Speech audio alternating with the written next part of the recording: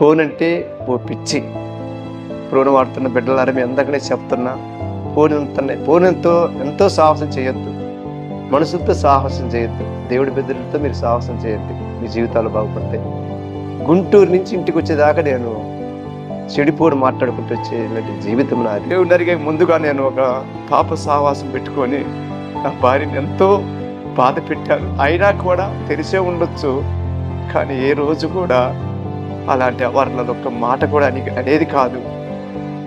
అలా ఉండే కేవలం డబ్బుల కోసమే నా కొడుకు నేను నా చేతులాలు చంపేసుకున్నాను. మరి మీరు కష్టవాతం అనుకోండి, పాపిస్తువాడు అనుకోండి, మీరు ఏమని అనుకోండి, కేవలం కూడా నా బాధ తెలుసు, నాకు తెలుసు. అయినా కానీ మేము మంచి విగ్రహారాధనలు కాబట్టి మాకు ఈ దేవుళ్ళు అంటే ముఖ్యము. మాకు ఎవడు అమెరికా దేవుడు, అక్కడ వాళ్ళు అనేక కులాలకు వచ్చే దేవుడు మనకు అవసరమేందిరా, నా దేవుడు కావాలని చెప్పి నేను కూడా అంత గర్వంతో ఉండేవాడిని. ఈ వీడియోని పూర్తిగా అయిపోయేదాకా చూడండి. నన్ను మార్చిన దేవుడు మిమ్మల్ని కూడా మార్చుతారని, నన్ను బలపరిచిన దేవుడు మిమ్మల్ని కూడా బలపరుస్తారని, నన్ను ఓదార్చిన దేవుడు మిమ్మల్ని కూడా ఓదార్స్తాడని ఎంతో ఆశతో ఎంతో ప్రయాసతో నేను చెప్తున్నాను.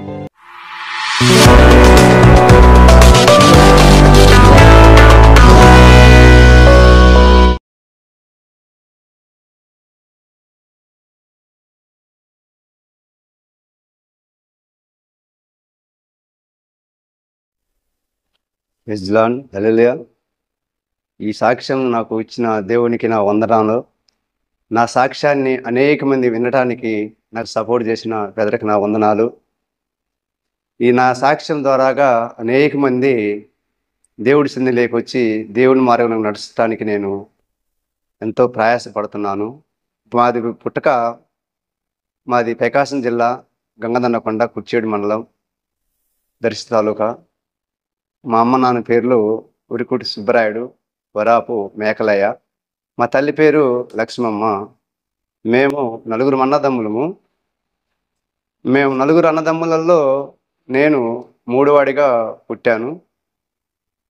మాకిద్దరు అక్కలు ఉండేవాళ్ళు. మాకు మొట్టమొదటిగా మాకు అక్క ఉండేది. అక్కకు పిల్లలు లేరు. తర్వాత ఒక అన్నయ్య, ఇంకొక అన్నయ్య, తర్వాత అక్క తర్వాత నేను, నా తర్వాత ఒక తమ్ముడు ఉండేవాడు. మా జీవితం అంతా మా కులము నాయులు, కానీ బలిజ వాళ్ళు అంటారు. నా వృత్తి ఫస్ట్ చిన్నప్పుడు గొర్రెపిల్ల కాసేవాడిని. చదువుకునేవాడిని కాదు, చదువుకుపోమని మా అమ్మ చెప్పేది. కానీ అక్కడ మాకు అర్థం కాక చదువుకుపోయినా చెప్పి నేను ఎక్కడో చెట్లల్లో ఇళ్లలో అక్కడ కాలం గడిపేవాడిని. దాన్ని చిన్నగా చదువు రాకపోతే ఏం చేస్తామని చెప్పి చిన్నగా మా అమ్మ గొర్రెపిల్లలకి కాపరిగా పంపించేది. అప్పట్లోనే మాకు భయభక్తులతోటే బతికితే ఉండే వాళ్ళము. మా పెద్దన్నకి పెత్తనం అప్పగిచ్చింది మా అమ్మ మా నాన్న. కొన్నాళ్ళు పోయిన తర్వాత మా నాన్నకి అనారోగ్య స్థితితో లోపల కడుపులు నొప్పి సమస్యతో అతను కాలం తెల్లార్చుకున్నాడు. కానీ గొర్రెపిల్ల కాసుకుంటూ మా అన్న, మా చిన్నన్న, మా పెద్దన్న వ్యవసాయం చేస్తుండేవాళ్ళు. నేను గొర్రెపిల్లకి పోతూ వస్తుండేవాడిని. కొంతకాలం ఉన్న తర్వాత నన్ను వేరే ఊరికి వలసకి, అంటే మందకి అంటారు, మందకు పోయాం పులిపాడు అనే ఏరియాకి. అక్కడ పోసుకుని నీళ్ళల్లో చెర్లలో మునిగితే ఆ చెర్లలో చేపలు వేసేవాళ్ళు. ఆ నీళ్ళు నేను మునిగితే ఆ నీళ్ళు మరి ఎందువల్లే ప్రాబ్లం వచ్చిందో నాకైతే తెలియదు. ఎక్కడ లేని గజ్జి, బొబ్బల గజ్జిగా వచ్చింది. ఇంతలో బొబ్బలు ఉండేది. ఎక్కడ కూర్చున్నా కూడా, ఎవరికి అడిగిపోయినా కూడా పక్కకి నన్ను నెట్టేసేవాళ్ళు. ఏంది నాయన, అప్పుడు నేను ఫుల్ విగ్రహారాధనని. వెంకటేశ్వర స్వామి అంటే నాకు అంత ముఖ్యము. మా కులదేవుడు నాగమయ్య స్వామి, మా గంగా దేవుడు శనికేశ్వర స్వామి. నేను అయ్యప్ప స్వామి మాల 3 సార్లు వేసిన్నాను. బెమ్మంగారు స్వామి మాల ఒకసారి వేశాను. తిరుపతి నేను వెళ్ళిందంటే కాలినడకనే వెళ్ళేవాడిని, కానీ బస్సుకి ఎక్కిపోయేవాడిని కాదు. ఇక్కడి నుంచి కాదు, అక్కడి నుంచి. శ్రీశైలం కూడా ఒకసారి సైకిల్ తొక్కుని పోయేవాడిని. ప్రతి ఆట నేను జనవరి 1కి నేను శ్రీశైలంలో గడపాలని ఒక ఆశతో ఉండేవాడిని. ఈరోజు నేను ఈ స్థితిలో ఉన్నానంటే నేను చెప్పబోయే సాక్ష్యం అందరూ శ్రద్ధగలి ఈ వీడియోని పూర్తిగా అయిపోయేదాకా చూడండి. నన్ను మార్చిన దేవుడు మిమ్మల్ని కూడా మార్చుతారని, నన్ను బలపరిచిన దేవుడు మిమ్మల్ని కూడా బలపరుస్తారని, నన్ను ఓదార్చిన దేవుడు మిమ్మల్ని కూడా ఓదార్స్తాడని ఎంతో ఆశతో ఎంతో ప్రయాసతో నేను చెప్తున్నాను. కానీ జ్ఞానం లేని వాళ్ళకి జ్ఞానం ఇస్తానన్నాడు దేవుడు. ఏ అర్హత లేని వాడిని నేను ఎన్నికకు ఎన్నుకుంటానన్నాడు దేవుడు.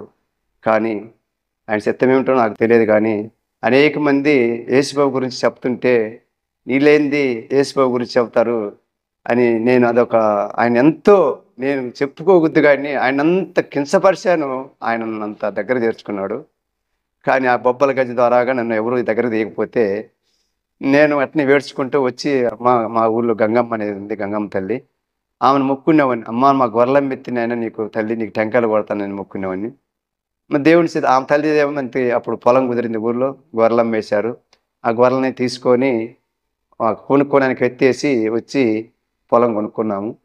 పొలం కొనుక్కున్న తర్వాత అప్పుడు మన్నాయి పొలము మా నాన్న ఇచ్చింది 8 ఎకరాలు అయితే మన్న పెత్తనంలో 8 ఎకరాల పొలం కొన్నాము. అది ఒక గర్వంగా ఉండేవాళ్ళము, నలుగురు అన్నదమ్ములు. కానీ ఎలాంటి అలవాట్లు మా నలుగురు అన్నదమ్ముల్లో లేవు. ఎప్పుడైతే గొర్రెలమ్మి పొలం కొనుక్కొని ఈ బ్యారిని పొగాకు అని ఉంటుంది మా ఏరియాలో, ఆ బ్యారిని పొగాకు వేసుకుంటూ పొగాకు బ్యారిని కట్టడం కూడా జరిగింది. కట్టి అప్పుడు రెండు గాలు వ్యవసాయం పెట్టి వ్యవసాయం చేస్తుండే వాళ్ళము. కానీ వ్యవసాయం చేసేటప్పుడు అప్పుడు కొంత సైతానికాడి చేతులలో మా అన్న వాళ్ళు ఇద్దరు సిక్కుకొని జోజమానికి మందుకి వ్యభిచారానికి బానిసలయ్యి మేము ఎంత పొలం అయితే సంపాదించాడో అంత పొలం మళ్ళా అప్పులకి కట్టడం జరిగింది. అప్పట్లో నేను చిన్న వయసులోనే దేవుడిని ఎందుకో నాకు జ్ఞానం ఇచ్చాడు. అన్నా నువ్వు ఇంత ఇదిగా ఉండవు, ఇంత ప్రవర్తనగా ఉండవు అన్నా, నువ్వు పని చేయాల్సిన పని లేదు. మేమేదన్నా పొరపాటు పని చేస్తే మాకేదన్నా మద్దరించి మమ్మల్ని చెప్పన్నా అని పేకాటాడే కాడ తీసుకుని లేపుతుంటే మీరు నాకు చెప్పేదిరని ఎన్ని బూతులు మీకు చెప్పవద్దులే అలా గద్దించేవాడు. కానీ లాస్ట్కి 8 ఎకరాల పొలం పోయింది. ఉండటానికి ఇల్లు కూడా లేకుండా నేను ఒక ఖాళీ స్థలంలో రేకుల షెడ్లో దడిగట్టుకోవాల్సి వచ్చింది. అప్పటికి నేను 1997లో నేను టాపింగ్ మేస్త్రిగా నేను నేర్చుకున్నాను, బాగానే నేర్చుకొని మా అమ్మ ఒక్కతే మా చిన్నదిన పని చేయలేదురా నాయన, నువ్వు పెళ్లి చేసుకుంటే బాగుండు అని మా అమ్మ నాతో అంటే నేను మా అమ్మతో అన్నమాట, అమ్మ ఉండటానికి ఇల్లు లేదు కదా, మరి ఇప్పుడు పెళ్లి చేసుకుంటే నేను ఎలా అని అనుకున్నాను. మా అమ్మ నాకు ఎంతో ఓదార్చింది. మా అమ్మ అంటే నాకు అంత ప్రేమ, నాకున్న ప్రేమ మా అమ్మకి నాకు తెలుసు. చదువుకు దూరం అయినావు, పొలానికి దూరం అవుతున్నావు, అందరుండి ఇదే పని చేస్తుందని నేను ఈరోజు ఎన్నో విగ్రహారాల గుళ్ళు కట్టాను, ఎన్నో చర్చిలు కట్టాను, ఎన్నో గృహాలు కట్టాను, 150 బిల్డింగ్లు కట్టాను నేనైతే నమ్ముతున్నాను. కానీ అందుకన్నా తల్లి అంటే నాకు చాలా ఇష్టం. సరేమ్మ నీ ఇష్టం, నేను కాదంటే ఉందమ్మా, మళ్ళీ ఇల్లు లేదుగా తల్లి, ఎవరు ఇస్తారు నా పిల్లని, పైకి పనివాడినే గుణమస్తని అందరికి తెలుసు, కానీ ఉండటానికి ఇల్లు లేదు కదా అంటారు కదని నేను మా అమ్మ నేను కూర్చొని మాట్లాడుతుంటే పెళ్ళెప్పుడు కూడా నా ప్రేమైన బిడ్డలారా నేను ముసుగు కప్పుకొని ఎంత ఏడ్చినా నాకు తెలుసు. నా పెద్దకి పిల్లలు లేరు, మా మేనత్త కొడుకే ఇచ్చాము. మా అక్క పేరు నారాయణమ్మ, మా బావ పేరు పార్చ పెద్ద వెంకటేశ్వరుడు. తన తమ్ముడికి ఒక అమ్మాయి పుట్టింది. ఆ అమ్మాయికి పోలియో వ్యాధితోటి కాళ్ళు నిలబడి పోతన పడుద్ది. కానీ నా పనితనం చూసి మా చిన్న బావ నీకు ఇస్తారా అమ్మాయి, నువ్వు వస్తే బావ పెళ్ళి ఎవరైతే పెళ్ళి నేను తర్వాత చేసుకుంటాలే అని మాట ఇచ్చాను. కానీ ఆ మాటకి మా అక్క చెప్తే మాకు ఎంతో బెంపడింది. పాపం చేసుకుంటాడు, నాకు అండకుంటాడు మా తమ్ముడు, నా పిల్లలు లేరు కానీ. కానీ మా అమ్మ ఏమన్నదంటే, అయ్యా నువ్వు మంచి పనివాడివి అయినావు నాయన, నువ్వేదన్నా ఎక్కడన్నా ఊర్లకు పనికి పోతే నీ భార్య ఏదన్నా కడుపు వచ్చి కింద బందు పడితే ఇబ్బందిగా ఉంటుంది కదా, అందుకని అమ్మ ఇద్దరు నాన్న అంటే అక్కకి మాట ఇచ్చాను, ఆడపిల్ల ఎడుతుంది కదా అని చెప్పి నేను పండుకొని ఎంతో ఏడిచాను. కానీ నా బామర్దులు భోజనపాడు పొల్లసేరు బాలయ్య కుమార్తె, అమ్మాయి పేరు బాలనాగమ్మ. కానీ వాళ్ళ అన్నదమ్ములు కూడా టాపి మేస్త్రి వాళ్ళన్న నన్ను చూసి మా ఊళ్ళో వాళ్ళన్న పెద్దమ్మ కూతురు వెంకన్నర్సునే ఉండేవాడు, ఆయనకి పనిచేసేవాడిని. అరే ఆస్తి లేకపోతే ఉన్నా గుణం కల్లవాడు, మంచి పనివాడు, నెమ్మది సమాధానం ముందురా ఇద్దాము, సరే ఆస్తులు ఏమైనా శాశ్వతమా కాదు, గుణం కావాలని ఆయన చెప్పాడు. ఆయన చెప్పిన మాట ఆ రోజు నాకు ఇచ్చింది కట్టడి కూడా 30,000, అది కూడా తప్పు అనుకుంటున్నాను తీసుకోవటం కూడా. కానీ ఆ రోజు పెళ్ళి లబ్బరి మిల్లి దరిలోనే నా పెళ్ళి జరిగింది. కానీ నా అత్తగారు నా మామగారు కూడా నన్ను ఎంతో వాళ్ళ సొంత కొడుకులాగా నన్ను చూసుకున్నారు. అంటే కొంతకాలం జరుపుకుంటూ వచ్చింది నా ప్రియమైన బిడ్డలారా. కానీ నా 1999 రెండో తారీఖులో నా వివాహం అయింది. కానీ మళ్ళీ 2000 సంవత్సరం వచ్చేసరికి నా భార్య గర్భవతి అయ్యి 2020లో మగపిల్లోడిని ప్రశ్నించింది. దేవుని అప్పట్లో నేను ఆంజనేయ స్వామి వాళ్ళు కొలుస్తారు బోయనపాటలో. మేమిక్కడ నాగమయ్య స్వామిని, వెంకటేశ్వర స్వామిని లేని దేవతలంటూ లేరు. ఆ రోజు అంత భక్తి చేయబట్టే ఈరోజు ఇంత భక్తిలోకి నన్ను తీసుకొచ్చినని నేను నమ్ముతున్నాను. అయితే ఏమైందంటే నా ప్రియ బిడ్డలారా, కన్న మూడో రోజు అమ్మాయికి గొర్రెపడిలాగా అగపడింది. నేను అప్పుడు కాటుమరి పిల్లలు పని చేస్తున్నాను. అదొక సంతోషం, నాకు మగబిడ్డ పుట్టాడని ఆనందంతో చేస్తున్నాను. అక్కడికి ఒక చిన్న గొర్రెల వ్యాపారం చేసుకున్న అతను వచ్చి, మీరు బోయినపట్టు పిల్లని చేసుకుంది ఎవరు అని అడిగినమ్మటే అక్కడ నేను నా గురువు వెంకన్న నరసనాయన, అంజయ్య వాళ్ళందరూ కలిసి పనిచేస్తుంటే మేమంటే మీరు కాదు, ఎవరు ఈ మధ్య కడంది అమ్మాయి, ఆ అమ్మాయికి ఏదో బాగాలేదంట అనుకోకుండా గుర్రపుశాల వచ్చినసరికి అప్పటికప్పుడే నేను సైకిల్ లేదు ఏమి లేదు నడుచుకుంటూ కుర్చీడొచ్చి పరిగెత్తుకుంటూ పోయేసరికి ఆల్రెడీ ఒంగోలు తీసుకెళ్ళారు వరప్రసాదరావు హాస్పిటల్కి. ఆడికి పోగానే బాటలు ఎక్కుతున్నాయి కానీ ఆ అమ్మాయికి మైండ్ అయితే లేదు, దెయ్యం అని అన్నారు. సరే ఏదేమైనా దెయ్యం అవుతుందని అక్కడున్న అప్పట్లోనే దేవుడిని నెరుగుంటే ఈ సాక్ష్యం చెప్పుకోలేక ఉండినేమో. అప్పుడు నేను దేవుడిని ఎగరలేకనే యేసయ్యని నేను కించపరిచిన మాటలు మాట్లాడినాను. అప్పుడు అక్కడ ఉండే కంపార్ట్ల చేతులలో ఒక వెండిది సిల్వ మార్కు వేసి ఉంటుంది అనేది ఇప్పుడు నేను కూడా చేర్చుకుని ఆశపడుతున్నాను. కానీ అతను ఏమంటే అతను ఏదో పడే బాధ చూడలేక వచ్చి ఇక్కడ నుష్టి కాడ పెట్టేట్టు ఒత్తంగానే తనను నా భార్యలో ఉన్న సైతాన్ని బయటకు వచ్చి, రే నిన్ను నేను తన్నుతానని అన్నది. అన్నప్పుడే నేను ఒకటే అనుకున్నా, ఆహా మా బామర్ది డబ్బులు అనవసరం ఖర్చు పెడుతున్నాం కదని పెక్కి శీలాన బాటలు కూడా నేను పీకి వేసి మా బామర్ది చేయిందిరా అంటే, బాబు ఎందుకు నీ డబ్బులు ఎవరు ఖర్చు పెట్టుకోండి, అమ్మాయికి దెయ్యం అయితే వద్దని చెప్పి అప్పుడు సింగరాయ కొండ దగ్గర ఆంజనేయ స్వామి కాడికి అక్కడికే పోయి అంతరం వేపించుకొని నేను అక్కడికి వెళ్తాం జరిగింది. ఆ తమ్ముడు సిలువ పెట్టిన తమ్ముడు కూడా భయపడకుండా దేవుడి బిడ్డలకి ఎంత విశ్వాసం ఉంటుందనే సంగతి నాకు తెలిసి ఇప్పుడు తెలిసింది. ఆయన అన్నా కూడా ఆయన కాడ చిన్నది బైబిల్ అనేది వెర్రది ఉండేది. ఆ బైబిల్ చాన్నాళ్ళు మేము పట్టుకొచ్చుకున్నాం కానీ ఎక్కడో నేను ఈ దురదృష్టంతో ఈ పడరాని ఇబ్బందులు పడాలని చెప్పి ఆ బైబిల్ కూడా ఎక్కడో పారేసి ఆ బైబిల్ ఆ అమ్మాయి నెత్తి కింద పెట్టుకుంటేనే పిల్లోడు నిద్రపోతాడంట, అమ్మాయి నిద్రపోద్దంట. అవన్నీ కూడా నా బామ్మగారికి తెలుసు, నాకు తెలుసు. అయినా కానీ మేము మంచి విగ్రహారాధనలు కాబట్టి మాకు ఈ దేవుళ్ళు అంటే ముఖ్యము. మాకు ఎవడు అమెరికా దేవుడు, అక్కడ వాళ్ళు అనేక కులాలు కొలిచే దేవుడు మనకు అవసరం ఏందిరా, మన దేవుడు కావాలని చెప్పి నేను కూడా అంత గర్వంతో ఉండేవాడిని. ప్రేమ పెట్టారా. తర్వాత కొంతకాలం ఉన్న తర్వాత ఇక్కడ పొట్లపాడు గ్రామం అని వేగితాత గుడి అని ఉన్నది. అప్పుడు మా అమ్మ ఒక బెమ, నాకు మనవడు పుట్టాడు అని చెప్పి ఊరక నిద్ర చేసేద్దామని బేస్తారం రోజు గుడికాడికి తల నీళ్ళ స్నానం చేసి పిల్లగాడిని ఎక్కించుకొని, అప్పటికి 6 నెలలు పిల్లగాడికి 6 నెలలు నిద్ర చేస్తే బాగుని చెప్పి గుడికాడికి తీసుకొస్తే అక్కడికి వచ్చిన తర్వాత మళ్ళీ ఏం జరిగిందో మనకది తెలియదు. లోపల ఉన్న మళ్ళీ సైతాన్ అనేది అక్కడ ఉన్న పూజారిని చూసి ఎట్లా మైండ్ చేంజ్ అయిపోయింది. చేంజ్ అయిపోయి స్వామి స్వామి స్వామి స్వామిని నాగమయ్య స్వామి పడేలా తిరిగిపెట్టి అంట ఉండేది. నేను సందకాడ ఏంది ఇంకా రాలేని చెప్పి నేను వచ్చేసరికి నన్ను గట్టిగా వాటేసుకుని అసలు వదలలేదు. అసలు నన్ను చూస్తేనే భయపడే బాలనాగమ్మ మరి ఈ రోజే నన్ను ఇంత వాటేసుకుంది ఏంది నాయన తాత అని నేను అనుకునేవాడిని. అనుకునే సరే ఒకరోజు చూసాం, 2 రోజులు చూసాం, 3 రోజులు చూసాము. అట్లా అది వారం రోజు నెక్స్ట్ అదే బేస్తారం రోజు మళ్ళీ తిరునాళ్ళు ఒకటి జరుగుతుండేది. ఆ తిరునాళ్ళకి అనేక మంది గణేశాలు వస్తారు. ఎంతలా ఎంతలో మునిదే అని నేను వదలకూడతానని చెప్పి నా భార్యని ఎంతో శ్రమ పెట్టారు. తల్లికి బిడ్డకి దూరం చేసి పిల్లుడు ఒకసాట భార్య ఒకసాట ఆ నరక మా వారం రోజులలో నా కన్న తల్లి చాలా బాధపడింది. నా అత్త కూడా ఎంతో నా తల్లిగా కనలేకపోయినా కానీ తల్లిగా అంత కొడుకులాగా చూసుకొని నన్ను ఎంతో ఓదార్చింది. కానీ ఇక్కడ కూడా ఎగతాత కాడ వల్ల కూడా కాలేదు.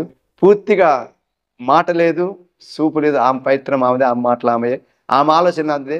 ప్రేమైన దేవుని బిడ్డలారా, విధి కూడా గుళ్ళోనే విధి చేసుకునే స్థితికి నా భార్య వచ్చింది. ఇవన్నీ అయితే కామని తిరునాళ్ళు అయిపోయిన తర్వాత చెప్పి సొంత అత్తగారి ఊరిలోనే ఆంజనేయ స్వామి తిరునాళ్ళని జరుగుతుండేది. ఆ తిరునాళ్ళకి అన్నీ చెప్పి మేము అక్కడ తీసుకెళ్ళి తిరునాళ్ళ కంటే ముందు ఒక వారము 10 రోజుల ముందే పోయి మేము అక్కడ మండప పూజ చేస్తే ఆంజనేయ స్వామి ఎంతలా దెయ్యాన్నైనా ఎంతలా మొండిదైనా పాడు చేస్తాం వదలగొడతాడని చెప్తే సరేగా అక్కడైతే బాగుంటుంది కదా వాళ్ళ పుట్టూరు కదని చెప్పి అక్కడ వదిలిపెట్టి నూటొక్క చుట్టు తిప్పాలండి ఉదయం సాయంత్రం. సాయంత్రం నూటొక్క చుట్టు, ఉదయం నూటొక్క చుట్టు తిప్పాలి. అప్పుడు నా పిల్లోడు తప్పటడుగు లేసేవాడు. ఆ పిల్లోడు ఈరోజు నాకు దూరమైండు. చెప్తా వినుకోండి. తిప్పుతూ ఉండేవాడిని. అక్కడ తెల్లారుజామున లేచి నూటొక్క చుట్టు తిప్పి మళ్ళీ ఇక్కడికి వచ్చి నేను నా అన్నదమ్ములలో కూడా ఉన్నాం కాబట్టి ఇక్కడికి వచ్చి పొద్దుగూకులు కళ్ళం పనిగా అయితే కానీ పొలం పని అయితే కానీ చేసుకొని అట్ట అడ్డం కాళ్ళు నడకతో పోయి సాయంత్రం నేను పోయేసరికి నా చిన్న పిల్లోడు తిరిగితే తిరుగుద్ది, లేకపోతే తిరగదు.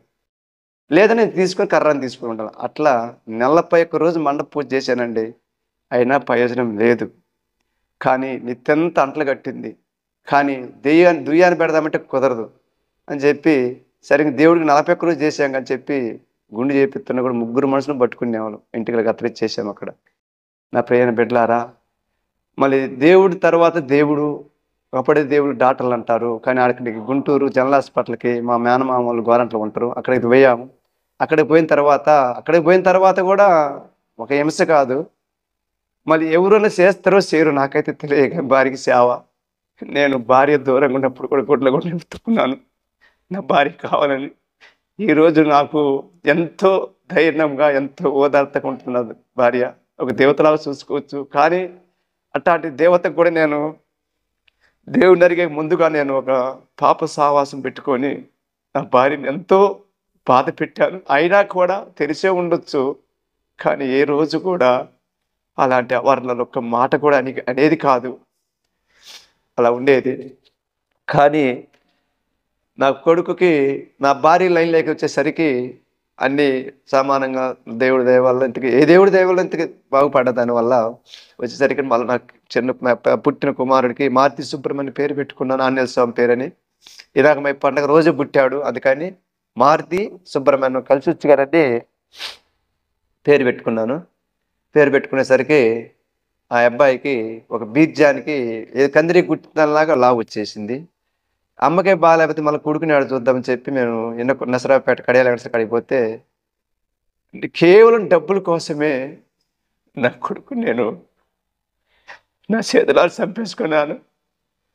మరి మీరు కష్టవాతం అనుకోండి, పాపిస్తువాడు అనుకోండి, మీరు ఏమని అనుకోండి. కేవలం 4 అన్నదమ్ములము, 2 ఎకరాల పొలం అమ్ముకున్నాము, భార్య బాగలేదు, మళ్ళా కొడుకు బాగలేదు అంటారని చెప్పి నేను నా కొడుకు కడియాల చెప్పేశాడు. ఇది అబ్బాయి క్యాన్సర్ అబ్బాయి అని చెప్తే గుంటూరు పోతున్నాం. ఆ వాసిని విత్తికే ఇండియస్కి వచ్చి బిడ్డ తీస్తుంటే ఆ బిడ్డ తల్ల కిందలైపోయాడు. ఆ బాధ నేను చూశాను దగ్గరుండి. అయితే తీసుకొచ్చాము. ఇక్కడ వరపేస్తరావు హాస్పిటల్ అని దర్శిలో అది వరబీజం అని చెప్పాడు. కానీ ఈ విషయం నేను దాచిపెట్టాను. మళ్ళీ నాకు ఏం మరణం ఇస్తాడో దేవుడు నాకైతే తెలియదు. కానీ దేవుడు నా బిడ్డని కోసిని ఎత్తి తీసేయాలన్నాడు. తీయమని చెప్పాము. ఆ బిడ్డ ఎంతో అచ్చడిగా మమ్మల్ని మా 2 కుటుంబాలు, అమర్ద కుటుంబాన్ని నా కుటుంబాన్ని అంత ఆనందపరిచాడు. అంత చక్కన బిడ్డ ఉండడని అనుకున్నది మా తల్లి, మేము అందరం అనుకున్నాం. కానీ ముద్దులు మూట కట్టి మధ్యలోనే తెల్లార్చుకున్నాడు. కానీ నా ప్రియమైన బిడ్డలారా, తన తర్వాత నాకు ఫస్ట్ మళ్ళా అమ్మాయి పుట్టింది. అమ్మాయి పేరు సుమతి. తర్వాత అబ్బాయి పుట్టాడు. అబ్బాయి పేరు వెంకట సుబ్బయ్య. తర్వాత అబ్బాయి పుట్టాడు. బాలాజీ నాయుడు అని పేర్లు పెట్టుకున్నాం. లోకంలో విగ్రహారాధనలు ఉండక బట్టి వాళ్ళ పేర్లు పెట్టుకోవాల్సి వస్తుందని సంప్రదాయంగా పెట్టుకోవాల్సి వచ్చింది. కానీ ఇంకా జరగపోయేది ముందుగా ఒక సంగతిలో నా ఒక ఫ్రెండు, అతను నేను కలిసి బేల్దారి పనిచేసే వాళ్ళము. దేవుని విరిగిన సంగతికి నేను ఎలా మారనేది మీకు చెప్తున్నాను, శ్రద్ధగా వినండి. ఆ సమయంలో అతను మంచి పనివాడు అయ్యిండు. బెంగళూరు పోయిండు, బాగా సంపాదించుకున్నాడు. అతని తలంపులతో బెమ్మంగారని గుడి కట్టాలని ప్రేరేపిస్తే స్థలం కొన్నాడు, గుడి కట్టిండు. ఆ గుడి కూడా మీరు వీడియో కూడా చూడొచ్చు. అప్పుడు ఏం జరిగిందంటే డబ్బులు పెట్టుబడి అతనిది. అక్కడంతా మెయింటింగ్ కానీ పెత్తనం కానీ మొత్తం నాది. కట్టుబడి ఎలా కట్టాలి, ఎలా ఉండాలి అనేది మొత్తం నేను నిర్ణయించుకున్నాను. ఒక అన్నదమ్ముల్లాగా ఉండేవాళ్ళం. నా ప్రేమైన బిడ్డలారా, స్నేహితులు బాగుకోరే కొంతమంది ఉంటారు, నష్టకోరి కొంతమంది ఉంటారు. ఈ స్నేహం గురించి కూడా ఒక పాట పాడాను. దేవుని చిత్తం అయితే యూట్యూబ్లో కూడా ఉంటుంది, మీరు వినండి. గుడి మొత్తం పూర్తయింది. గుడి మొత్తం పూర్తయిన తర్వాత సిమెంట్ రోడ్లు వేస్తే బాగుంటుందని చెప్పి మా ఊరు గ్రామస్తులు పెద్దలు అక్కడ ముందుంటారు కదా కార్యకర్తలు, ముందు తూర్పు పక్క ఉత్తర పక్క వేయాలని వాళ్ళు నిర్ణయించుకున్నారు. నేనేమనుకున్నానంటే దక్షిణం పక్క పడమటి పక్క కూడా వేస్తే బాగుంటుంది కదా అని నాకు ఒక తలంపు వచ్చింది. కాకపోతే తూర్పు ఉత్తరమేమో బాగా సదరంగా ఉంది. వాళ్ళు ఏదో తొందరగా వేస్తే బిల్లులు వస్తాయి.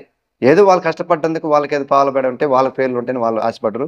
మా ఊర్లో ఒక పెద్దగా ఉండే ఒక పాఠశాల పెద్దగా ఉంటే చూసి మరి ఇటు కూడా వేస్తే బాగుంటుంది కానీ నాకు నువ్వు పక్క పిలిచి చెప్పడంలో నాకేదో మనసు కలిగింది.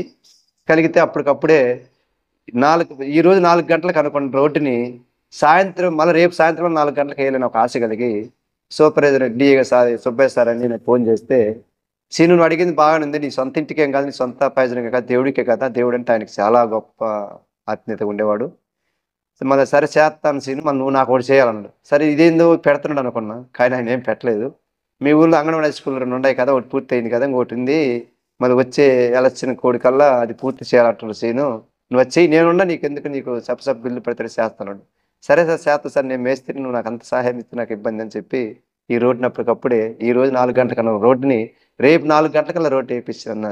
దేవుని బిడ్డలారా అట్లా జరిగిపోయింది. జరిగిపోగానే బిల్డింగ్ కూడా స్లాబ్ వేసాను. Anganwadi high school 2019 election code వచ్చేసింది.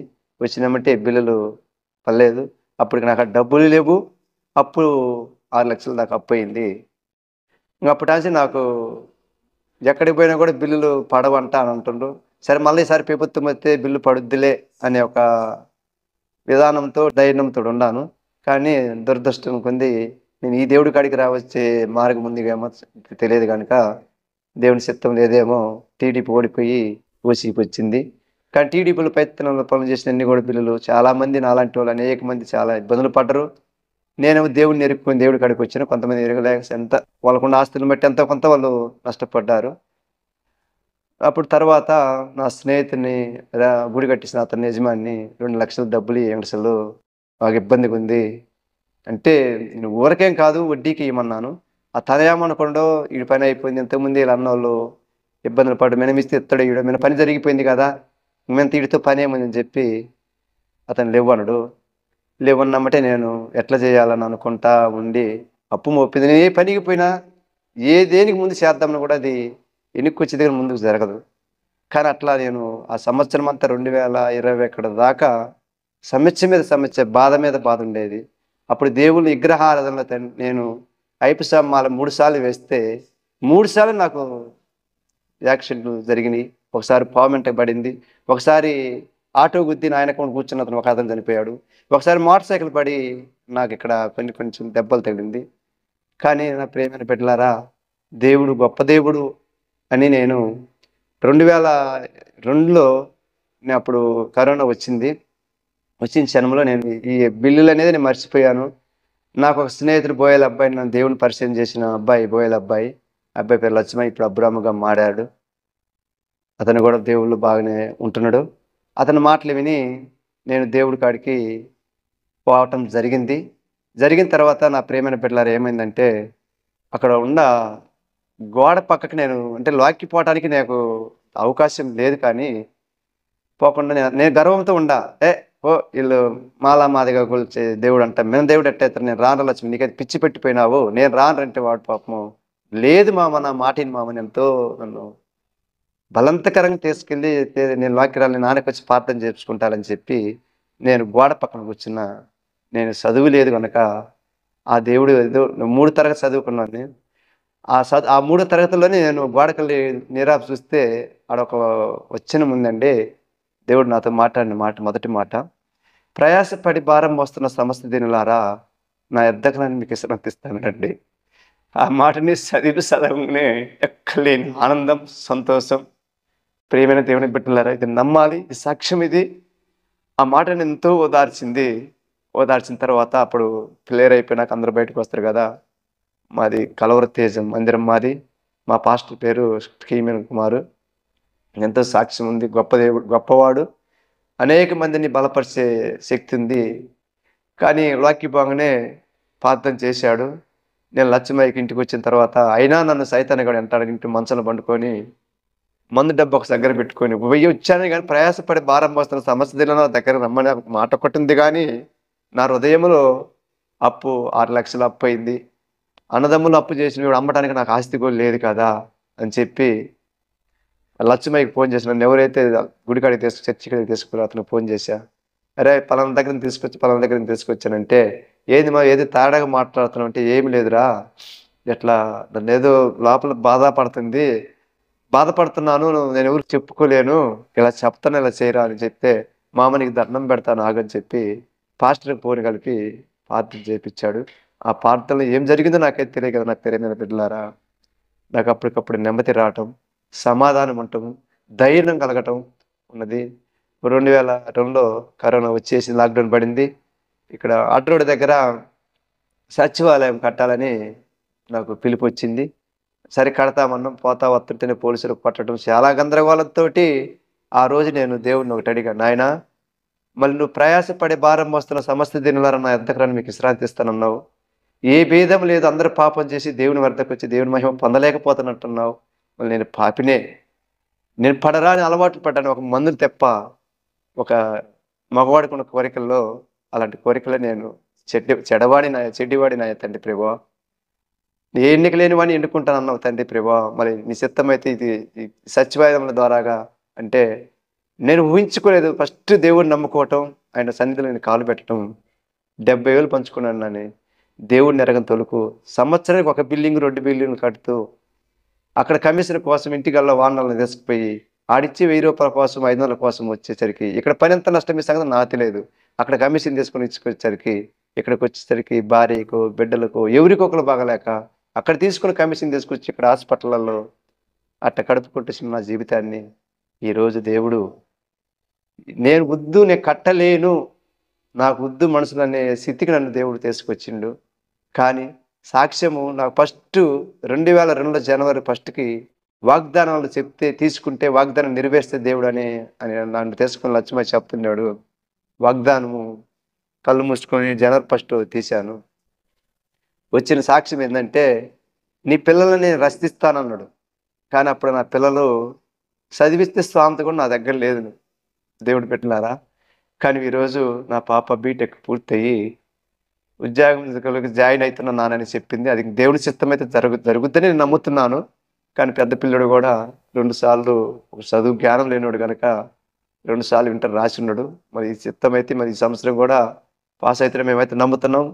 3 పిల్లడు కూడా 9వ తరగతి చదువుతున్నాడు. ఆ బిడ్డ కూడా జ్ఞానం గల్లవాడే. కానీ వాగ్దానం ఇచ్చిన దేవుడు నేను అట్లా అనుకున్నా, నా బిడ్డలు చదివిచ్చాడు కదా అని అనుకున్నాను. 2003లో మళ్ళా వాగ్దానం తీశాను. చీకటిని వెలుగుగా మార్స్తావు, వంకడదావుని చక్కగా చేస్తావని వాగ్దానము దేవుడు నాకు ఇచ్చాడు. కానీ అప్పుడు ఫోన్ అంటే ఓ పిచ్చి. ఫోన్ వాడుతున్న బిడ్డలారా మీ అందరికనే చెప్తున్నా, ఫోన్ ఎంతో సాహసం చేయొద్దు, మనుషులతో సాహసం చేయొద్దు, దేవుడి బిడ్డలతో మీరు సాహసం చేయండి, మీ జీవితాలు బాగుపడతాయి. గుంటూరు నుంచి ఇంటికి వచ్చేదాకా నేను చెడిపోడు మాట్లాడుకుంటూ వచ్చేలాంటి జీవితం నాది. కానీ మళ్ళీ 2003లోకి రాబోయేసరికి నాకు ఇచ్చిన వాగ్దానం దేవుడు నెరవేర్చాడు. నమ్మాను. అప్పటికి నేను కొంత ఫోన్లకి దూరం అయికుంటా వచ్చాను. 2003లో నాకు ఇచ్చిన వాగ్దానం దేవుడు, నిన్ను బాధించిన వారి సంతానపు నీ పాదాల సంగతి కూడా సాగలు పడతాడా అన్నాడు. నా అన్నదమ్ముల బిడ్డలకి నేను ఒక వ్యతిరేకంగా నేనంటే పడదు, వాళ్ళు నా మీద వ్యతిరేకంగా ఉండేవాళ్ళు, వాళ్ళని కూడా మనసు మార్చి దేవుడు 2004-3లో ఎన్నింగ్లే కాపోసరికి మేము వస్తాం బాబాయ్ పనికి అని చెప్పి నడిపించాడు. ఆ వాగ్దానం నమ్మాను. ఈ సంవత్సరం ఇచ్చిన వాగ్దానము దేవుడు నువ్వు నడవాల్సిన తావలని నేను నడిపిస్తాను అన్నాడు. దేవునికి స్తోత్రము. అందుకని చెప్పి నేను ఇంకెంతకాలం మేము బయట ఉండగలుగుతాము, నిజమేనే దేవుడు నాకు ఇవేనని చెప్పి నేను నా ఇంట్లో ఉండ పట్టాలన్నీ తీసుకెళ్ళి మీకు బాధ ఉంటుంది ఏమో కానీ అణుజనులకి నాకైతే బాధ కాదు, నిజం సత్యము ఇందులోనే ఉంది కానీ అక్కడ లేదని నేను నమ్మి తీసుకుపోయి మేము ఇంటి ఉంటే మంచిది కాదని చెప్పి నేను పూజించిన పట్టాలను తీసుకుపోయి కొన్ని కాలాలు వేశాను పారే నీళ్ళల్లో, కొన్ని పారే గులకమ్మలు వేశాను. మా అమ్మ ఇంటికి వచ్చరికి ఏందిరా నీకేం రాని ఆ మనాల్సిన మాట్లాడమనింది. అయినా దేవుని బిడ్డలారా, దేవుడు నన్నెంతో మళ్ళీ అయ్యప్ప స్వామి మళ్ళీ 3 సంవత్సరాలు వేస్తే ఒక పాట పాడదామని ఇప్పుడు కూడా మా ఊళ్ళో మాలలు వేస్తారు కానీ అలాంటి భజన పెట్టారు గారు. నేను అప్పట్లో పెద్ద భారీగా ఆర్కెస్ట్రా పెట్టి భజన పెట్టి ఒక పాట పాడాలంటే పాట పాడటానికి నాకు మైకు పట్టుకుంటే సేపు వచ్చేది నా ఒళ్ళు. నా దేవుని బిడ్డలారా, మరి ఈరోజు ఏసై పంచగాసుకొని ఏసై సన్నిధిలోకి వస్తే ఈరోజు నా జీవితము 4 పాటలు దేవుడు నా చేత రాపి లేకపోయినా పాడటానికి ఇస్తే నా బిడ్డ సహాయకుడు దగ్గరకు ఉండి నేను పాడను, నా బిడ్డలు రాయను. 4 పాటలు యూట్యూబ్లోకి దేవుడి కృపతోటి పంపించడం జరిగింది. యేసయ్య నీ ప్రేమ నే మరువలేనయ్యా, యేసయ్య నీ ప్రేమ నే మరువలేనయ్యా, ఘోర పాపిని నన్ను నీవు. మరి ఆ రోజు 8 లక్షల అప్పుతో ఉండవని నేను ఈరోజు ఏసై దయ వల్ల నన్ను ఈరోజు 10 లక్షల డబ్బులతోటి, ఈరోజు మంచి మోటార్ సైకిల్ తోటి, మళ్ళీ మిల్లర్ని కూడా నేను మిల్లర్ కావాలి తండ్రి ప్రభావ అని నేను విజయవాడ కొనడానికి వెళ్ళినప్పుడు ఎంత లెక్క తిరిగినా కూడా మనకు మిల్లర్ దొరకకపోతే, ఏదైనా ఆయన మళ్ళీ మిల్లర్ దొరకలేదు, కూలీలు దొరకటం లేదు నాయన ప్రభావ అని చెప్పి నేను ఇంటికి వచ్చి ప్రార్థన చేసుకుంటే నాకు మళ్ళీ వేరే నుంచి ఫోన్ వచ్చింది. పోతే మిల్లర్ని కూడా ఇచ్చిండు. ఈరోజు అనేక మంది పని వాళ్ళని ఇచ్చిండు. పనులు కూడా నేను వద్దనే కొద్ది కూడా దేవుడు నన్ను నువ్వే చేయాలని అంటుండు.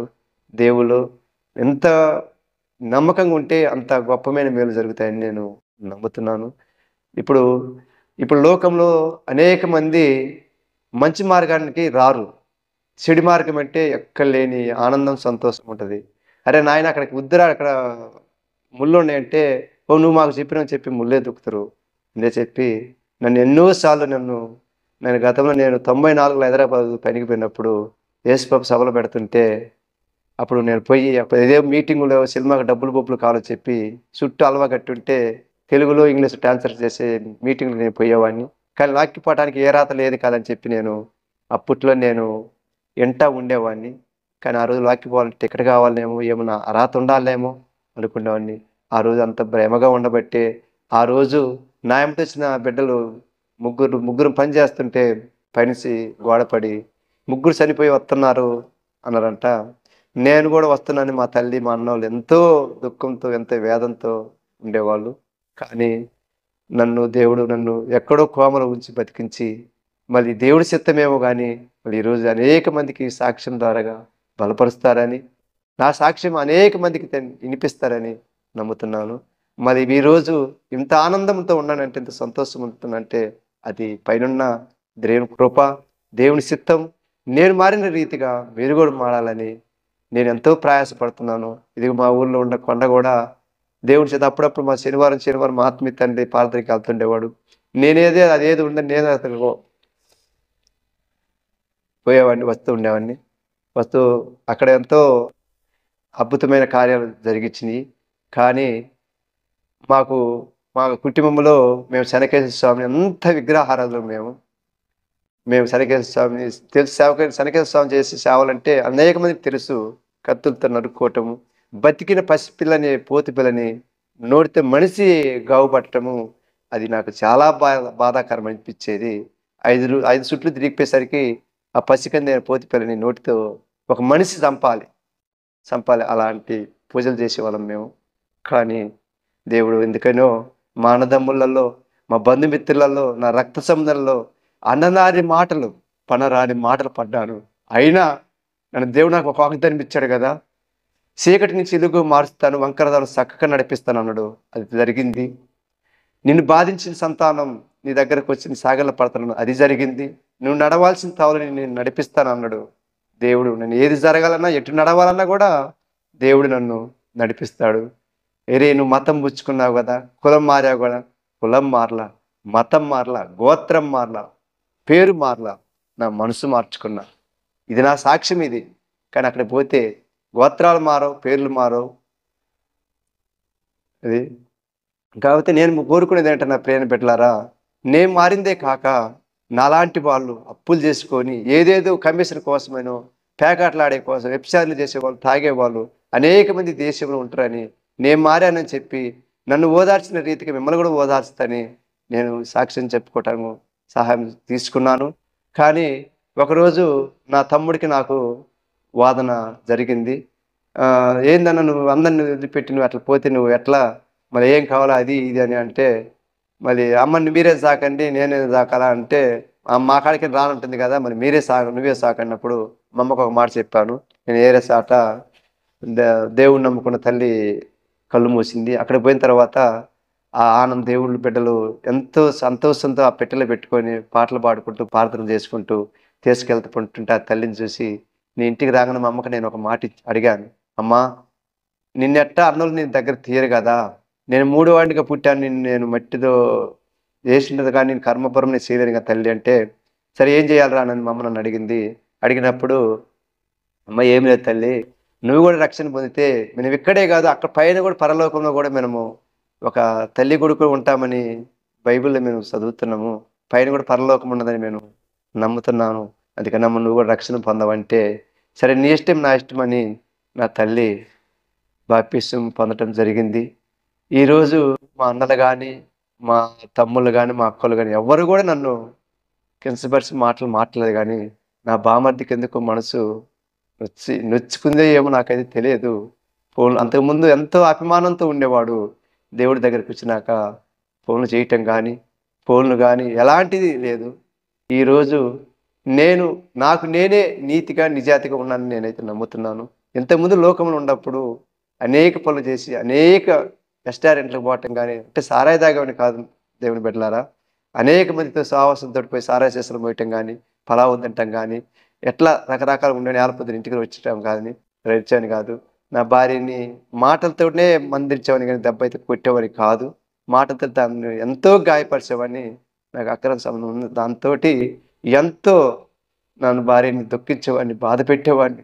కానీ ఈరోజు దేవుని కృపతో దేవుడి సన్నిధికి వచ్చిన తర్వాత నాకు అవన్నీ తొలగించుకొని నా హృదయాన్ని కడుక్కొని దేవుడిని నా సొంత రక్షకుడిగా నేను చేర్చుకొని ఈరోజు దేవుడి పాటలు పాడుతూ 10 ఆది బుధవారం శనివారం రోజు నా బిడ్డలతో నేను చర్చికి పోవటం జరుగుతుంది. నా ప్రేమని బిడ్డలారా, మీరందరూ కూడా దేవుడిని నమ్ముకొని ఉంటే, ఒక వాక్యం నాకు బాగా బాధ పెట్టింది, బాగా గాయపరిచింది. ఎచ్చగానే నిన్ను చల్లగానే ఉలివెచ్చని స్థితిలో ఉంటే నీ ముఖాన్ని ఉమ్మేస్తానని బైబిల్ గ్రంథంలో చదివాను. సేవకుడు చెబుతుంటే నా శివుని పడింది. నేను అట్లా కొన్నాళ్ళు తర్వాతనే జీవిస్తూ కొన్నాళ్ళు సాహసం చేసుకుంటూ వచ్చాను. ఎప్పుడైతే నాకు ఆ వాక్యం నన్ను తట్టిందో, ఇది మీరు కరెక్ట్ కాదని నేను బాప్తిసం తీసుకొని నిర్మించుకొని, నా బాప్తిసం తీసుకున్నప్పుడు కూడా ఇంటికి వస్తే నా ఇంట్లో వాళ్ళు పోనీరని చెప్పి చర్చికి పోయి చర్చిలో ఉండి నేను ఇంటికి బట్టలు తీసుకొని పడితే వస్తే రారేమని చెప్పి నేను వాళ్ళు అక్కడ ఉన్న పరిసర చేసి బిడ్డల్ని ఇంటికి రప్పించి వాళ్ళే బట్టలు తీసుకురావటం జరిగింది. అక్కడ కూడా నాకు ఫోన్ పిచ్చిలో నువ్వు బాప్తిసం తీసుకోకాకు, 1 సంవత్సరం ముందు తర్వాత తీసుకుందామని ఫోన్ మీద ఫోన్ మాట్లాడుతుంటే ఫోన్ స్విచ్ ఆఫ్ చేసి, నా ప్రేమైన బిడ్డలారా, నాకు ఈ తర్వాత నాకు వద్దు, నాకు దేవుడు కావాలి, నాకు దేవుడే ముఖ్యమని చెప్పి నేను ఇప్పుడు బాప్తిసం తీసుకుని జరిగింది. తీసుకున్న సంవత్సరానికి నా కణతల్లి కూడా రక్షణ పొందింది. మరి నా భార్య కోసం కూడా ప్రార్థన చేస్తున్నాను. నా భార్య కూడా రక్షణ పొందాలి.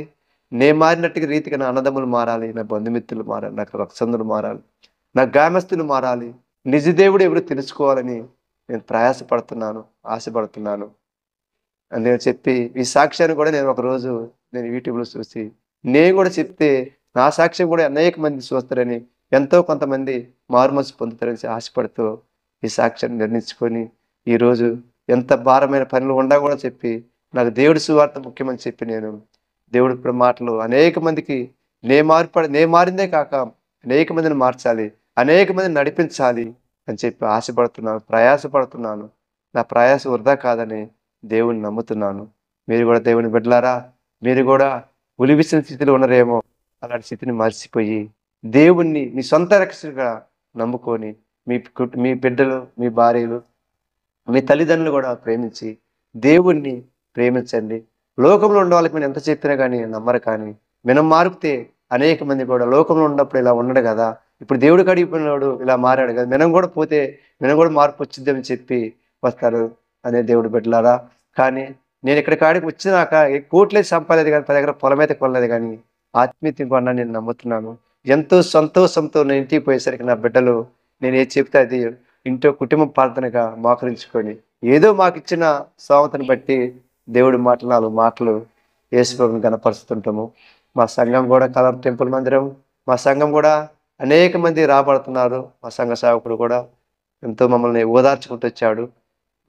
మీరు కూడా సేవకులు, మీరు సంఘాలకు పోయే వ్యక్తులుగా ఉండుంటే మీ సేవకుడి మాటలకు లోబడండి, మీ వాక్యానికి లోబడండి, మీ సంఘానికి పరిశీలన చేయండి. మీ సేవకుడికి మీరు ఇచ్చే తలంపుల్లో మీకు ఇచ్చిన శక్తిని బట్టి మీ సేవకుడిని బలపరచండి. అదే రీతిగా మీకు చేతనైతే మీ మాటలు చెప్పగలుగుతుంటే మాటలు చెప్పండి, పాటలు పాడగలుగుతుంటే పాటలు పాడండి, పాటలు రాయాలంటే పాటలు రాయండి. దేవుణ్ణి గణపరచడమేమింది కానీ దేవుని కించపరిచే పనులు మనం ఎవరు కూడా చేయొద్దు. దేవుని బాధ పెట్టద్దు. మనం బాధ పెడితే దేవుడు ఎంతో బాధపడతాడు. మన కొరకు ఎంతో ఎంతో కాలం 33 సంవత్సరం వచ్చి పరిసర చేసి మన కొరకు, మన పాపల కొరకు కలవరి శిలువలో బలిబయలిపోయిన నా దేవుడు మరి ఏ దేవుడు నిజ దేవుడు మీరు అనుజనులారా, నా బంధుమిత్రులారా, అన్నదమ్ములారా మీరు తెలుసుకోండి. ఏ దేవుడు అన్నా మన కొరకు పానసాగం చేసిన దేవుడు ఉన్నాడు మీరు తెలుసుకోండి.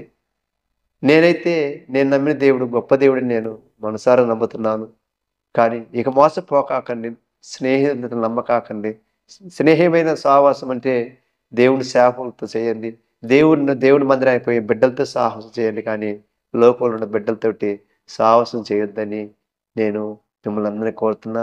ఈ సాక్ష్యంలో మిమ్మల్ని ఏమన్నా గాయపరిచిన మాటలుంటే నన్ను క్షమించి ఈ సాక్ష్యాన్ని మీరు పూర్తిగా వీడియో విని అనేక మందికి వినిపించేలాగా ఈ యూట్యూబ్ ద్వారాగా పరిచయం చేస్తున్న అన్నగారిని కూడా బలపరచమని, ఈ చిన్న సాక్ష్యం జీవించమని దేవుని ప్రార్థిస్తున్నాను. ఆమేన్.